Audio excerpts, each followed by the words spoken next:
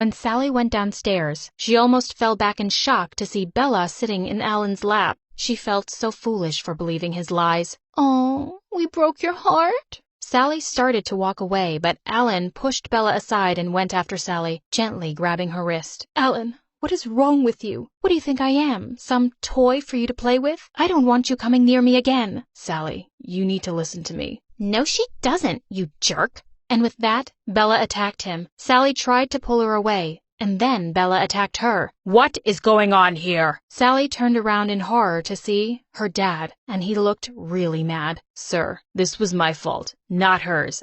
Oh, is that so? Then you will be marrying my daughter next week. I'll talk to your father tonight. Sally, leave my house, now." Sally decided she couldn't hold it any longer. "I've been waiting for you, Mr. Charles, because there's something I need to—" "I don't want to hear another word. Leave, please. Leave my house." "No, you need to listen to me. I'm your—" Just then, they all heard a loud voice from the hall. "Is Sally here? I need to see Sally, please." The door opened and a really handsome boy walked in. His eyes instantly met Sally's across the room. She wondered who he was, while he was thinking he'd never seen anyone more beautiful in his life. Mr. Charles walked up to the boy and hugged him. "Oh, Jake, this is so wonderful. I had no idea you were in town." "It's good to see you, Uncle Charles. Dad and I had to come for business suddenly, and we're staying at a hotel for a few days." "At a hotel? Of course not. You'll be staying here with us." Just then an older gentleman walked in, and he and Mr. Charles hugged. They were good old friends. All the drama happening before was forgotten as Mr. Charles led his friend to the other room, and everyone else followed. But Jake stayed behind with Sally. "You're Sally, right? I was looking for you." Yes, I am. And why?" Jake handed Sally her wallet, saying he'd found it outside by the gate. Sally thanked him, and as he was leaving, he suddenly turned around. "I was looking for your ID, and I found the letter inside. I'm sorry, I really wasn't snooping, but I did read the letter. Are you Mr. Charles's daughter? Does he know?" Sally had kept a copy of the letter with her in the wallet. No, please, don't say a word. No one here knows. They just know me as Cynthia's babysitter. I've been trying to find the right time to tell him, but I haven't yet. Can you please keep it to yourself?" "Don't worry, Sally. Your secret's safe with me." Just then, Alan barged into the room. "Sally, are you He stopped short when he saw Jake and Sally standing so close. "What's going on here?" "That's none of your business, Alan. Please, just go back to Bella and leave me alone." "Fine, whatever." Alan stormed off, and Sally quickly left the room too. As she ran out, Jake bent down and picked up an earring Sally was wearing. He smiled and put it in his pocket. The next day, Sally was in the garden reading a book, and Jake was really happy to catch her alone. I just came by to return this earring. I believe it's yours?" "How many times are you going to come to me with lost things?" "Wow, was that your thank you? Why do you keep losing your things? Sorry to bother you." As he got up to leave, Sally suddenly took his hand and his heart skipped a beat. "I'm sorry, I should have just said thank you. Would you like to go with me for a walk to the lake?" "Sure, but what about your boyfriend?" "He's not my boyfriend. He's nobody. So, are you coming or not?" Jake smiled and nodded, and the two walked away. Sally thought to herself, he might help her forget that stupid Alan. Cynthia's mom was watching the two of them from a window, and she turned away with a disgusted face. "This Sally is a very cunning, ill-mannered girl. One day she's running after our Alan. The next she's trying to trap Jake. She's clearly a gold digger." "She seems like a lovely girl to me, and you don't sound very nice when you're gossiping about other people. Don't do it with me, please." And with that, Mr. Charles left the room. Bella and Alan were also walking outside when they spotted Sally and Jake from a distance. Alan felt crazy jealous when he saw them holding hands. He started walking back towards them angrily, but Bella suddenly stepped in his way and pushed him back. "What do you think you're doing, Alan? Do you need me to remind you of the agreement between our families? Want to talk to my mother again?" Alan felt furious, but he turned around abruptly and stormed off to the house, thinking how he'd like to punch that Jake. Later that night, Sally heard a knock on her door. The minute she opened it, Bella pounced on her and pinned her down to the ground. "I know what you're trying to do, Sally. I'm a girl like you. I know all your games." Sally pushed her off and leapt to her feet. "What are you talking about, you psycho? I know you're just flirting with Jake to make Alan jealous." "Oh, is that so? Well, maybe I am, and I hope it's working. In your dreams, witch. You'll never get Alan, so stop acting so desperate. I swear, if my stupid sister wasn't in love with you, I'd have your butt kicked out this second. Bella, I'm just tired of you acting like a big baby. Just get out before I punch your stupid face. I'm watching you, Sally. Don't cross me. Bella walked out, and Sally slammed the door hard behind her. But as Bella walked away, she looked down at Sally's wallet that she'd sneaked out as she left the room. Time to find out more about this stupid witch. As she went through her stuff, she came across the letter. Her eyes flew wide open in shock. The next morning when Sally went down for breakfast, Jake was waiting for her in the hall. But just then, Alan came forward and gently pushed him away. No one really wants you here, man. When are you leaving? What's your problem? I'm here as a guest, and I think Sally wants me here. Well, Sally's just a worker here, not the owner of the house. She doesn't decide anything. You're not the owner here either. And what do you mean, just a worker? Just a worker? Like a useless maid or something? Did you just call Sally useless? And with that, Jake shoved Alan roughly. Alan lost his temper and punched Jake in the face. Alan, stop it! What's wrong with you? Just then Bella came running down the staircase. Stop fighting over this stupid bimbo. Look what I have here. It's a letter saying Sally was pregnant and had a miscarriage. God, you disgust me, Sally. Sally stared at Bella in complete shock. How did she have the letter? And was Bella so dumb that she thought Charles was Sally's ex and not her dad? What? When? How? Aren't you too young for that? Sally had no choice but to pretend it was true. She leapt forward and snatched the letter from Bella. Well, it happened. And it's no one's business but mine. I always told you she was rotten, babe. Just shameless. Alan stared at Sally in shock, then turned around and left, with Bella running after him. I can't believe she stole your letter, but it's good she didn't figure out the truth. And how dare that Alan call you useless? At least we're rid of him. He won't bother us anymore. Us? What are you talking about? Oh, no, don't get me wrong.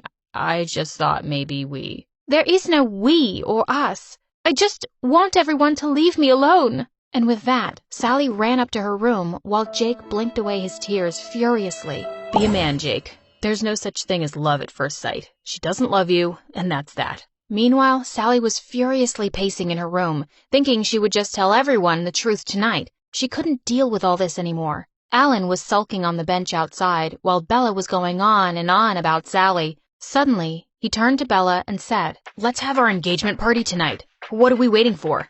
Tonight? But what about all the preparations? I don't even have anything to wear.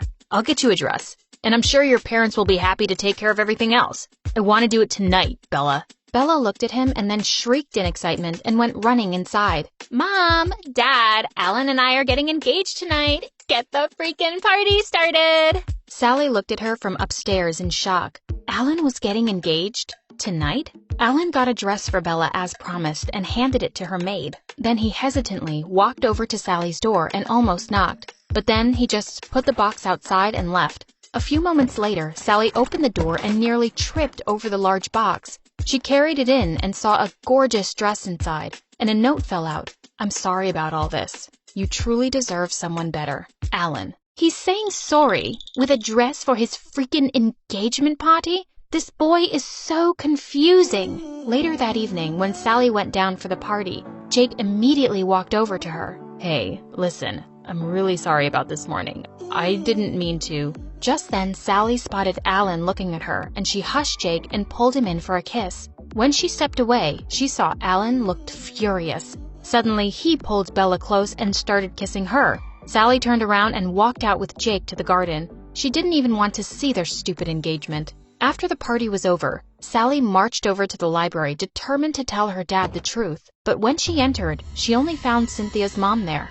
Oh, I'm glad you're here. I wanted to talk to you. About what? About you staying here. After finding out about your disgusting past, I'd love to send you packing. But since Cynthia loves you so much, God knows why, we can't let you go yet. So you'll be moving to the attic and a guard will be assigned to watch you at all times. Because we simply don't trust you. You can't do that. I'm not your prisoner. Well, Actually, I can. And that boy Jake? Leave him alone, Sally. His family is respectful, and they won't accept some gold digger as his girlfriend. So save yourself the heartache. And then Sally lost it. You know what, Mrs. Charles? I'm just sick of your nonsense. I love Cynthia, but even she can't convince me to stay here another minute. I'm done with all of you, and I'm leaving right now. As she turned to leave, she bumped into her dad, and she just brushed past him. Sally, wait. But she was stopping for no one now. Sally headed straight for the front door, and when she opened it, she almost fell back in shock.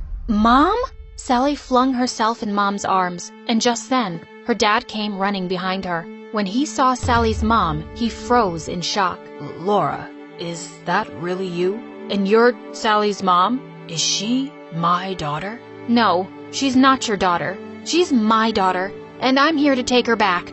As Mom took Sally's arm and started walking away, Dad blocked her. You told me you had a miscarriage. You lied to me. So what if I did? If I told you the truth, what would you have done? Would you have left your wealth and your family and married a kitchen maid? I don't think so. Not when you could have had a millionaire wife. No, that's not true. But it is, Mr. Charles. Or should I say Dad?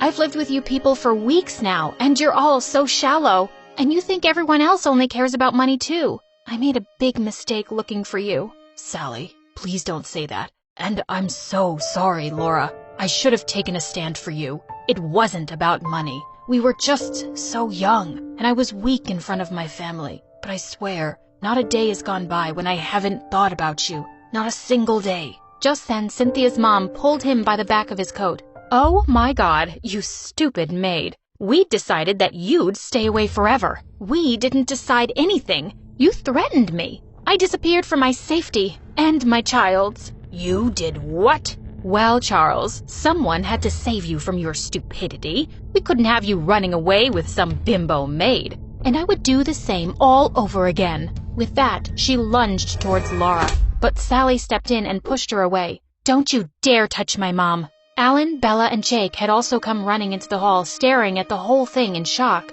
Charles, are you going to just stand there and watch? Are you going to choose a maid over me? A sophisticated millionaire? Charles looked at her and suddenly took Laura's hand. I think I am. I don't love you, and your millions can't buy me happiness. I'm not making the same mistake again. Cynthia's mom screamed with rage and stormed off to her room. Just then, Alan turned to Bella and took the ring off his finger. Bella, I'm sorry. I can't marry you. We both know we're doing this for all the wrong reasons. My heart belongs to someone else. Bella gave him a hard slap on the face and stormed off after her mom. As Mom and Dad both hugged Sally, she suddenly spotted Jake leaving and ran out after him. Jake, please wait. Sally, I know you don't love me, and it's okay, really. I just hope that Alan deserves you. He kissed her on the cheek and left. Sally turned around to see Alan standing behind her. You know, I'm still mad at you. Like, really mad at you. You were awful to me and said things that hurt me. I know. My anger and jealousy drove me to do some really stupid things. The truth is, I fell in love with you from the first moment you smacked me with that bat. I love you, Sally, and I'm really sorry. I promise. I'll make it up to you, if you let me. Sally walked up to him, looked deep into his warm hazel eyes, and pulled him in for the most magical kiss. Well, Mrs. Charles and Bella moved out for good, but Cynthia refused to go with them. She was all too happy to find out that Sally was her half-sister. Sally and her mom moved in with her dad, and the house was filled with love and laughter always.